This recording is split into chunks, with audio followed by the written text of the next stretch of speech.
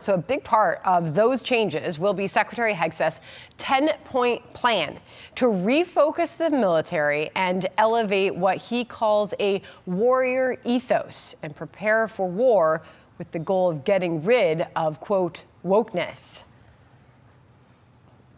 A few pieces of that plan. Hegseth is calling to end political correctness in leadership, impose new physical guidelines, which are really old guidelines, and shift focus toward military strength. All right, so Fox News contributor Katie Pavlich will join us on all of that in just a moment. But first, let's get to our senior White House correspondent, Peter Doocy. What a day, Peter. And Sandra, it all boils down to the Secretary of War, Pete Hegseth, wanting more accountability. He wants higher standards for the men and women serving our country in uniform, and he wants greater consequences for America's adversaries. Should our enemies choose foolishly to challenge us, they will be crushed by the violence, precision, and ferocity of the War Department. In other words, to our enemies, F-A-F-O. The only mission of the newly restored Department of War is this: warfighting, preparing for war and preparing to win, unrelenting and uncompromising in that pursuit. Not because we want war, no one here wants war, but it's because we love peace. If women can make it, excellent. If not, it is what it is. If that means no women qualify for some combat jobs, so be it. That is not the intent, but it could be the result, so be it. It will also mean that weak men won't qualify.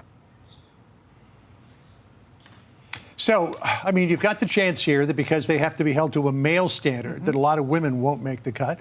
But then at the same time, men who are not capable of carrying out a combat role, like me, wouldn't make the cut either. I mean, Yeah. I'm not shy to say I never passed the physical requirements. I think John could pass PT, but the point is that, and he talked about this, Hegseth, throughout the course of his speech, is that when we're dealing with a position in the military, you are dependent on your teammate to save your life. It's a life or death situation, and it is inappropriate and dangerous to put someone next to you who has not met the same standards of excellence, regardless of whether they're the first for some kind of diversity reason or for a gender reason. And the thing that Hegseth also talked about was recruiting, and how his 15-year-old son, when he looks at him and says, are we willing to send him into this institution, a life or death scenario? And if the answer is yes, but the leadership has failed to do their job. And he went on to say that my son is no more important than all the sons of America and daughters of America are making this tough decision about whether they're going to go into the military and serve their country. And it's inappropriate for leadership, for social justice or experimental reasons, to be putting unqualified people next to their sons and daughters in the field when these are life or death situations. They're really trying to protect people's integrity and make sure that the mission is free of distraction. You know, Hegseth did say, he said, the enemy doesn't care whether you're a man or a woman. They're trying to kill you. They do not indeed. Neither does the backpack or the rucksack that you have to carry or the artillery shell that you have to lift. You are either capable or you're not capable. Exactly. And if you have one standard for everybody, then there's no discrimination at all. Yep. Got it. Katie, good to see you. Thanks so much. Thanks. Let me know what you think about this video in the comments below. And if you're new here, I hope you subscribe for more to come.